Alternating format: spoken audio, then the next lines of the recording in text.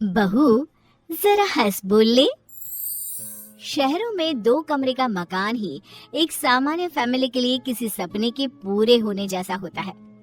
आम सी नौकरी करने वाला रवि किराए से रहा करता था, लेकिन उसकी चालाक बीवी सीमा। आप अपने पापा को क्यों नहीं बोलते हो गांव का मकान बेचकर यहाँ शहर में घर ले ले? अरे कैसी बात कर रही हो, यहाँ कैसे रहेंगे? वहाँ बड़ा खुला इलाका, यहाँ छोटा सा 2 कमरे का मकान, वो भी ना जमीन में ना आसमान में। पता है, माँ पापा को टहलने का भी शौक है। इस शहर की धूल मिट्टी में कहाँ जाएंगे? नहीं नहीं। सीमा एक बार को चुप हो जाती है, लेकिन ठान लेती है कि वो रवि के पिता से किसी भी तरह पैसे लेकर रहेगी। शाम को जब रवि आता है तो बच्चे रो रहे होते हैं। अरे क्या हो गया इन दोनों को, रो क्यों रहे हैं?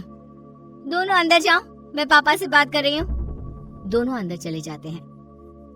अब बताओ क्या हुआ, क्यों मारा है बच्चों को? अरे मैं क्यों मारूंगी, पागल नहीं हूँ मैं। वो क्या है ना, सोसाइटी में नया रूल आया है, अब झूले और दूसरे पार्क और मैदान में सिर्फ उन लोगों के बच्चे ही खेल सकते हैं जिनके अपने मकान हैं। किराए पर रहने वाले लोगों के लिए कोई सुविधा नहीं मिलेगी, समझे? उफ, ये क्या, अब क्या करे रवि? छोटी सी सैलरी में घर कैसे खरीदे? बच्चों की ओर देखता है तो सोचता है कि वो क्या दे रहा है अपने बच्चों को। लग रहा है पापा माँ से बात करनी ही होगी, लेकिन फिर वो लोग यहाँ आकर रहेंगे तो मैनेज कर लोगी? अरे मैनेज क्या करना है, क्यों नहीं, बिल्कुल। मेरे भी तो वो माता पिता लगते हैं। मैं तो उनका सम्मान तब भी करूंगी जब वो पैसे नहीं भी देंगे। अरे बंद करो ये डायलॉग।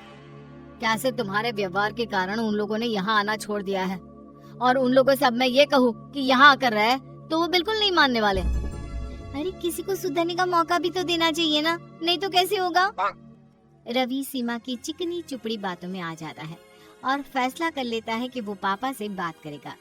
रवि पिता से सारी बात करता है, उन लोगों को बच्चों का हवाला देता है। अरे नहीं नहीं बेटा, बहू का व्यवहार हम लोगों को वहाँ रहने नहीं देगा।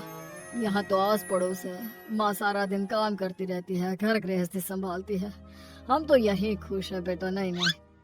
कैसी बात कर रहे हैं पिताजी, मुझसे गलती हो गई, मुझे माफ कर दीजिए। आप लोगों की सेवा का मौका मुझे भी मिलना चाहिए। देखिए ना, सभी के दादा दादी बच्चों के पास रहते हैं, मेरे बच्चों को भी तो दादा दादी का प्यार मिले। सर पर पल्ला रखकर सीमा की बात सुनकर वो बेचारे पिघल जाते हैं। अब क्या, घर बार सब बेचकर वो शहर आ जाते हैं। हम लोगों को कितना छोटा कमरा दिया है। अरे कोई बात नहीं, कमरा बड़ा होकर क्या करोगी? यहाँ बहू बच्चों के साथ हो, ये क्या कम है? वैसे भी पूरा घर है, जहाँ मर्जी घूमो। लेकिन जिन सपनों को आंखों में सजाए वो बेटे के घर आए थे, वो ज्यादा दिन नहीं टिकता, कुछ ही दिनों में। भूख लग गई, रात के खाने के लिए बहू ने बुलाया भी नहीं। अरे जाकर बाहर देख लो, हो सकता है बहू को किचन में कोई काम हो, मदद कर दो उसके। सास कमरे से बाहर आती है तो सामने खाना रखा होता है और बेटा बहू का कमरा बंद। ये खाना किसका लगा है? लगता है बहू रखकर भूल गई होगी। सास बहू के कमरे का दरवाजा खटखटाती है जो अंदर से बंद होता है। हाँ माँ जी, क्या हो गया? क्यों रात के वक्त में मेरे कमरे का दरवाजा पटक रही हैं? बहू, वो रात का खाना सब साथ खाते हैं, लेकिन आज ना ही तूने हम लोगों को बाहर बुलाया, ना ही खुद खाया। और ये 2 थाली में खाना किसका लगा रखा है? आपका और पिताजी का, और किसका? हम लोग तो खाकर सो भी रहे हैं, आप लोगों का खाना लगा दिया था। अरे लेकिन खाना लगाकर बता भी तो देती। क्यों माँ जी, देख लिया ना, खा लीजिए अब। सास को लगता है जैसे जानवरों को खाना दिया जाता है, बहू वैसे ही हमें खाना दे रही है, लेकिन वो कुछ नहीं बोलती। कहती भी तो क्या कहती। क्या हो गया, क्या सोच रही हो? खाना गरम कर कर खा लेते हैं। तो सास को खाना होता तो बार बार बहू का मुंह देखती। फिर एक दिन ससुर टीवी वाले कमरे में बैठकर टीवी देख रहे होते हैं कि ये क्या है पापा जी, आप अपने कमरे में क्यों नहीं रहते हैं? यहाँ लोगों का आना जाना लगा रहता है। जब आप लोग साथ हैं तो लोगों ने आना जाना भी बंद कर दिया है कि सास ससुर बैठे रहते हैं सारा दिन। बहू, मेरी भी कुछ सहेलियां बनवा दे, सारा दिन घर में बैठे बैठे बोर हो जाती हूँ। घर पर तो कोई हम लोगों से बात भी नहीं करता है, बहू, तुम सारा दिन आस पड़ोस में हंसी मजाक कर लेती हो, कभी कभी हम लोगों से भी बात कर लिया करो। क्या बात करूं आप लोगों से? हाँ, अरे ना हो तो गांव चले जाइए ना कुछ दिनों के लिए, मन लग जाएगा। वाह बहू, जब पैसे और घर चाहिए था तो ऐसे बातें कर रही थी जैसे। हाँ तो अगर यहाँ रहना है तो शांति से रहना होगा, नहीं तो। बहू के डर से अब सास ससुर कमरे से बाहर निकलना भी बंद कर देते हैं। अब एक कमरे में बंद सास ससुर को खाना भी बाहर रखा मिलता, ना कोई बात करने वाला, ना कोई कुछ बोलने वाला। एक बार बाहर से जोर जोर से हंसने की आवाज आती है। लग रहा है कोई आया है, हंसे बोले कितना वक्त हो गया है, काश हम बाहर जाकर हंस बोल लेते। हाँ सही बोल रही हो, चलो बाहर जाकर देखते हैं कौन क्या बात कर रहा है।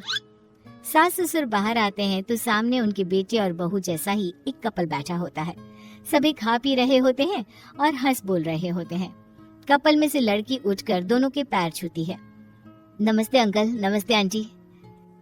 माँ पापा, आप दोनों कमरे से बाहर, कुछ चाहिए था क्या? हाँ बेटा, कमरे में बंद घुटन हो रही थी, बाहर से हंसने बोलने की आवाज आई तो सोचा देखो क्या हो रहा है। अरे हाँ, और आप लोग क्यों बोर हो रहे थे? सीमा भाभी तो इतनी हंसमुख है, जब से हम आए हैं वही बोली जा रही है। हाँ बिल्कुल, बहुत मजाक किया है। हंस हंस कर बुरा हाल हो गया। आप बहुत खुश नसीब है कि आपको घर में ही कॉमेडियन मिला है।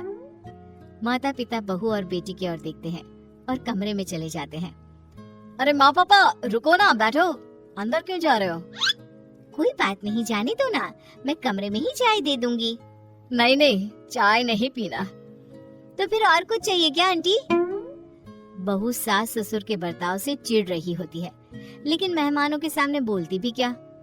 हाँ हाँ पापा जी, मम्मी जी, क्या चाहिए? बोलिए। बहू, जरा हम लोगों के साथ भी हंस बोल लिया करो, कमरे में लाश की तरह पड़े रहते हैं। जमाने के लिए तो तू बहुत अच्छी है, फिर हम लोगों के साथ ही ऐसे क्यों? ये बोलकर सास ससुर कमरे में चले जाते हैं।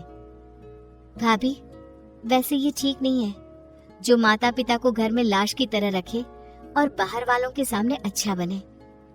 खैर, आप लोगों के घर का मामला है, चलते हैं हम। सभी वहां से चले जाते हैं, लेकिन बेटा और बहू समझ चुके होते हैं कि अब उन्हें माता पिता के साथ कैसा व्यवहार करना है।